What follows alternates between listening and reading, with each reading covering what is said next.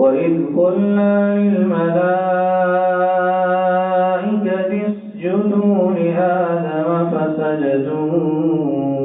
إلا إبليس أبى فقلنا يا آدم إن هذا عدو لك ولزوجك فلا يخرجنكما من الجنة فتشقى إن لك ألا تجوع فيها ولا تعرى وأنك لا تظمأ فيها ولا تضحى فوسوس إليه الشيطان قال يا آدم هل أدلك على شجرة الخلد وملك لا يبلى فأكلا منها فبدت لهما سوآتهما وطفقا يخصفان عليهما من ورق الجنة وعصى آدم ربه فغوى ثم اجتباه ربه فتاب عليه وهدى قال اهبطا منها جميعا بعضكم لبعض عدو فإما يأتينكم مني هدى فمن اتبع هداي فلا يضل ولا يشقى ومن أعرض عن ذكري فإن له معيشة ضنكا ونحشره يوم القيامة أعمى قال رب لم حشرتني أعمى وقد كنت بصيرا قال كذلك أتتك آياتنا فنسيتها وكذلك اليوم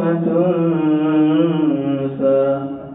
وكذلك نجزي من أسرف ولم يؤمن بآيات ربه ولعذاب الآخرة أشد وأبقى أفلم يهد لهم كم أهلكنا قبلهم من القرون يمشون في مساكنهم إن في ذلك لآيات لأولي النهى ولولا كلمة سبقت من ربك لكان لزاما وأجل مسمى فاصبر على ما يقولون وسبح بحمد ربك قبل طلوع الشمس وقبل غروبها ومن آناء الليل فسبح وأطراف النهار لعلك ترضى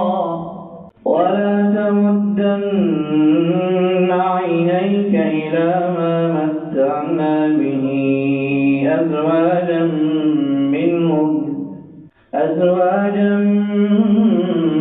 منهم زهرة الحياة الدنيا لنفتنهم فيه ورزق ربك خير وأبقى وأمر أهلك بالصلاة واصطبر عليها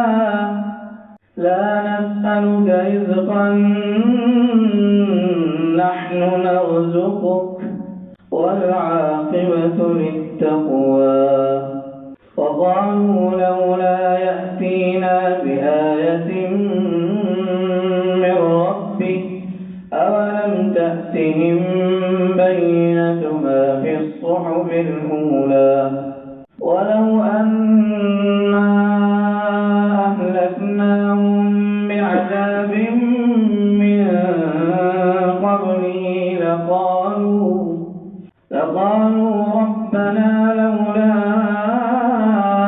أرسلت إلينا رسولا فنتبع آياتك من قبل أن نذل ونخزى قل كل متربص فتربصوا فستعلمون من أصحاب الصراط السوي ومن اهتدى.